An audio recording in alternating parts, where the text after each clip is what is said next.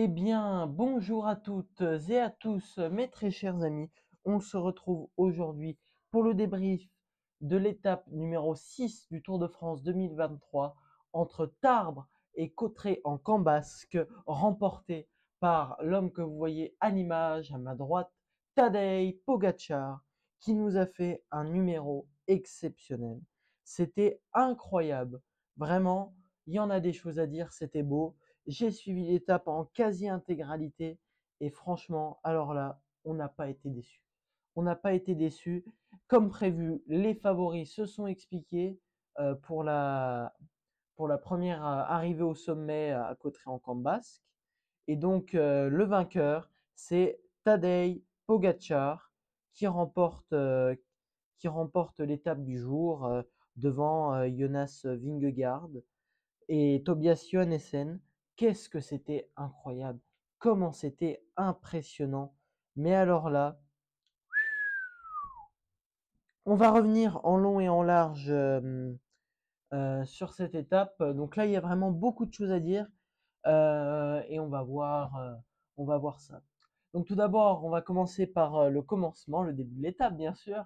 Alors donc ça a commencé par la traditionnelle bataille pour prendre l'échappée matinale et on s'est retrouvé avec un bon groupe d'échappés, avec des gars comme Julien Alaphilippe, Michel Kwiatkowski, Nelson Paoles pour aller chercher le maillot de meilleur grimpeur. Aussi, on avait Michel Kwiatkowski, Krits Neyland était encore présent, Wout van Aert une nouvelle fois présent, et ce n'était pas pour rien. Donc, il y avait quand même trois gros morceaux au programme aujourd'hui. Donc, le col d'Aspin, escaladé énormément de fois. Il me semble dans mes souvenirs que c'est la 76e fois que le col d'Aspin est franchi par les coureurs du Tour de France. Le mythique col du Tourmalet avec le souvenir Jacques Godet. Jacques Godet, ancien directeur du Tour de France pendant un demi-siècle, créateur du journal L'Équipe suite à l'interdiction du journal L'Auto. Il a pris la suite d'Henri Desgranges, le fondateur du Tour de France. Et donc le souvenir Jacques Godet récompense celui qui passe en tête de ce mythique col du Tourmalet en hommage à Jacques Godet. Il y a une stèle commémorant sa mémoire et donc 20 000 euros revenaient aux coureurs qui passaient en tête. Et enfin, pour terminer, la montée de Cauterets en Camp Basque. J'ai pris l'accent un petit peu basque des Pyrénées, comme il dirait Jean Castex. Donc, on a eu le droit à une bataille donc du coup pour les points de la montagne et Nelson Paoles a fait en partie le job. Il est passé en tête de l'Aspin. Il a pris quelques points au Tourmalet. Et il me semble non, il ne prend pas de points par contre sur l'ascension de Cauterets en Camp Basque, mais il récupère le maillot à pois. Alors on a pu voir quelques attaques dans ce groupe de tête, notamment dans le Tourmalet. Julien Alaphilippe qui a essayé d'anticiper et suivi par James Shaw, sauf que le problème c'est qu'il n'a pas continué car James Shaw était de base l'équipier de Nelson Paoles pour aller chercher les points de la montagne et donc ne collaborait pas. Et Julien Alaphilippe s'est vite relevé et il va le regretter vu que quelques kilomètres après, il va lâcher. Revenons sur la présence de Wout van Aert dans l'échappée. C'est quand même assez incroyable. Les Jumbo, par exemple, qui ont foiré complètement leur début de tour, Van Aert qui est passé à côté, Van Aert qui est passé à côté à trois reprises de la victoire d'étape.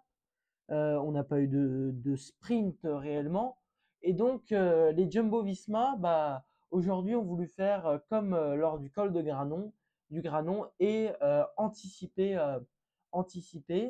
Et dès le col du Tourmalet, ça s'est mis à rouler du côté de Wout van Aert dans l'échappée pour faire craquer des membres de l'échappée et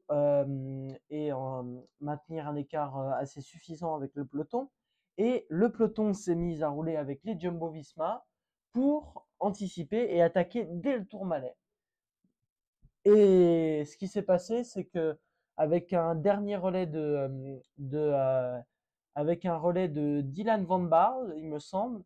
Le groupe maillot jaune implose. Jay Hindley, le maillot jaune, arrive à suivre, puis lâche. On se retrouve avec un grand groupe, de coureurs dont faisait partie le maillot jaune, Jay Hindley, Adam Yates, Rodriguez, Bardet, Gaudu, etc. Et les deux monstres se sont détachés avec comme lieutenant Sepkus qui a donné le relais avant l'attaque de Jonas Vingegaard face à Pogačar qui a réussi à suivre contrairement à hier. Le Tourmalet se passe, c'est Johan Essen qui passe en tête du Tourmalet et qui va décrocher le souvenir Jacques Godet devant Ruben Guerrero. Les deux se sont accrochés d'ailleurs un petit peu. Et ce qui s'est passé, c'est que après cela, il y a eu regroupement entre l'échappée et Vingegaard-Pogačar. Van Aert a fait le travail, puis à 4 km s'est écarté. Il aura fait le boulot, il aura fait le taf, et il sera d'ailleurs récompensé par le prix de la combativité. Deuxième journée d'affilée qu'il reçoit ce prix. Ensuite, on a eu le droit à une bataille entre les deux. Derrière, ça se marque. 2 minutes. Est-ce que vous vous rendez compte? Pogačar, Vingegaard, 2 minutes sur le groupe maillot jaune. C'est énorme. C'est énorme. Et on n'est qu'à la 6e étape. La montée du porté de Cambas, c'est facile, entre guillemets. À part les 5 derniers kilomètres où il y a de la pente, le reste, c'est roulant. Mais imaginez ce que ça va être dans le Puy-de-Dôme. Bref, ne nous étalons pas. Donc, les deux se retrouvent avec Michel Kwiatkowski qui va lâcher progressivement. Et à 2 km 5 ou 6, Pogačar place une offensive qui surprend Vingegaard. Il ne peut pas suivre, concède une vingtaine de secondes à Pogačar. Et Pogačar vient remporter sa 10e victoire d'étape devant Vingegaard qui prend le maillot jaune au profit de Jay Hindley. Tobias Johannessen récompensé de ses efforts et finit 3e devant Guerrero, James Shaw 5e et Jay Hindley, Carlos Rodriguez, Simon Yates, Adam Yates puis Romain Bardet complètent le top 10. Donc ce qui va nous donner au général, Jonas Vingegaard est actuellement leader pour 25 secondes devant Tadej Pogačar. Et derrière, à part Jay Hindley qui, comme il portait le maillot jaune et qu'il avait de l'avance, n'est qu'à 1,34, mais on va dire que la bataille pour la troisième, pour la victoire est déjà compliquée à être accessible. Ensuite, derrière, ça fait rideau. Simon Yates à 3 minutes.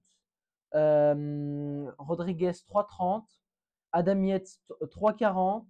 David Gaudu à 4,03. Bardet 4,45. Pidcock 4,43. Et Sepkus à 5,28. C'est quand même les écarts. Et ce n'est que la 6e étape. Il y a le Puy-de-Dôme et après les Alpes. Ensuite, dans la suite du classement, plus loin, on peut voir Ben O'Connor, Mikel Landa, Steph Kras chez Total Energy, c'est beau, Guillaume Martin 17e, Thibaut Pinot 18e, Félix Gall et Mathias Kenmoz Jensen 8e du général.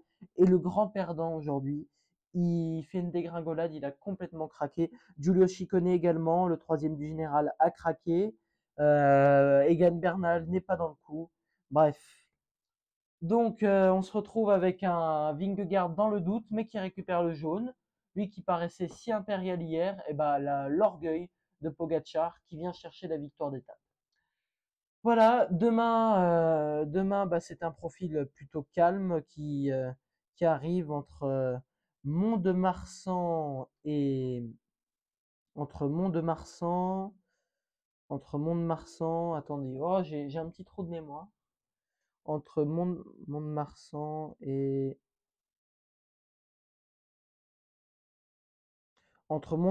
Bordeaux. Voilà, excusez-moi pour ce petit trou de mémoire, le vin de Bordeaux. Et donc, ça devrait être une occasion parfaite pour les sprinteurs de tirer leur épingle du jeu. Attention, vu que comme il va falloir surveiller le dernier kilomètre, vu que Les 800 derniers mètres sont en faux plein montant. Et ça pourrait convenir à Brian Cocard qui s'est glissé dans l'échappée, qui a récupéré les 20 points du maillot vert. Il totabilise 104 points. Donc le général Vingegaard est devant. Le maillot à pois, c'est Nelson Paoles qui récupère ce maillot. Le maillot blanc, toujours en possession de Tadej Pogacar. La meilleure équipe, les Jumbo. Et la combativité pour Wout van Aert. Je vous remercie à tous d'avoir suivi cette vidéo. C'était un peu long, mais c'était nécessaire à mon avis de faire autant